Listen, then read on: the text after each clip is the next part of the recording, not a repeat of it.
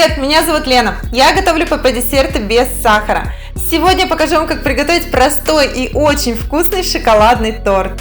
Готовится он очень легко, и при этом мало кто поверит, что это ПП-торт. Первым делом приготовим корж. Нам понадобится 105 грамм цельнозерновой муки. Можно выбрать любые виды муки, которые у вас есть. У меня это смесь полбяной, муки зеленой гречки, соевой и немного кокосовой муки. К муке добавляем 25 грамм какао, 10 грамм подсластителя и 7 грамм соды. Размешиваем сухие ингредиенты. Отдельно соединяем 4 яйца и 250 грамм йогурта. Перемешиваем. И добавляем к ним сухие ингредиенты. Тщательно перемешиваем все ингредиенты вместе. Вот такое тесто получается. Переливаем его в форму. У меня это кольцо с дном из фольги, внутри которого проложен круг пекарской бумаги. Форма стоит на противне. Выпекаем в разогретой до 175 градусов Цельсия духовке 40 минут. Пока корж печется, можно приготовить крем. Нам понадобится банка кокосового молока, это 400 грамм. Жирность моего молока 10%. Желательно использовать такое же, так как этот показатель может влиять на устойчивость крема. Кокосовое молоко нагреваем примерно до 60-80 градусов Цельсия, но не кипятим.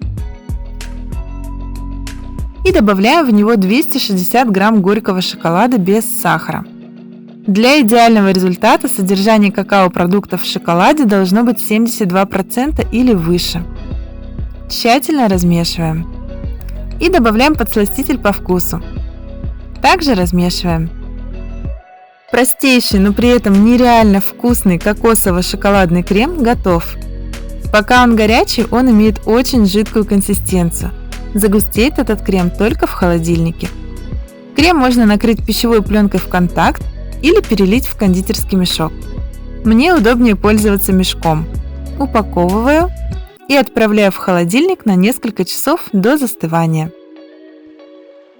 Готовность коржа проверяем деревянной шпажкой. Снимаем фольгу, круг пекарской бумаги, проходимся ножом по краю формы, чтобы вынуть корж.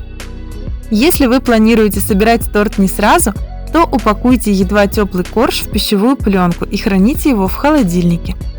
А я сразу разрезаю его на 3 равных по высоте коржа. Длинным широким ножом сначала намечаю линию надреза, а затем все глубже и глубже прорезаю корж, держа нож строго горизонтально. Получается 3 мягких и очень вкусных шоколадных коржа. Собирать торт я буду в том же кольце диаметром 16 см. Кольцо стоит на подложке. Внутрь кольца я прокладываю ацетатную ленту. Выкладываю нижний корж. На него слой крема около 220 грамм. Выравниваю лопаткой. Второй корж. Еще один слой крема. Выравниваю и накрываю последним коржом. Сверху выкладываю еще слой крема, но уже потоньше, около 100 грамм. Оставшийся крем пойдет на покрытие торта. Также немного выравниваю лопаткой. Накрываю торт пищевой пленкой и отправляю в холодильник как минимум на 5 часов, лучше на ночь. Когда торт настоялся, снимаем с него пищевую пленку, кольцо и ацетатную ленту. Наносим на боковую поверхность торта оставшийся крем и выравниваем торт сбоку и сверху.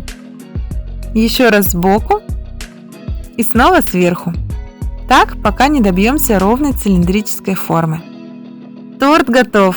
Его, конечно, можно украсить чем угодно, но только посмотрите, какой он супер шоколадный. Этот торт нужно обязательно хранить в холодильнике. При комнатной температуре он быстро растает.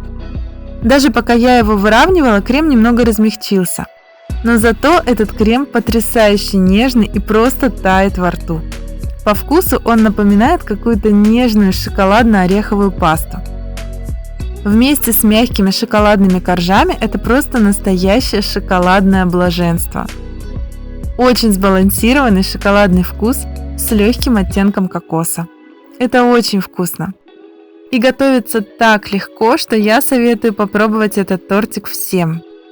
Спасибо за лайк. Готовьте с удовольствием, готовьте красиво и радуйте своих родных и близких полезными десертами. Пока!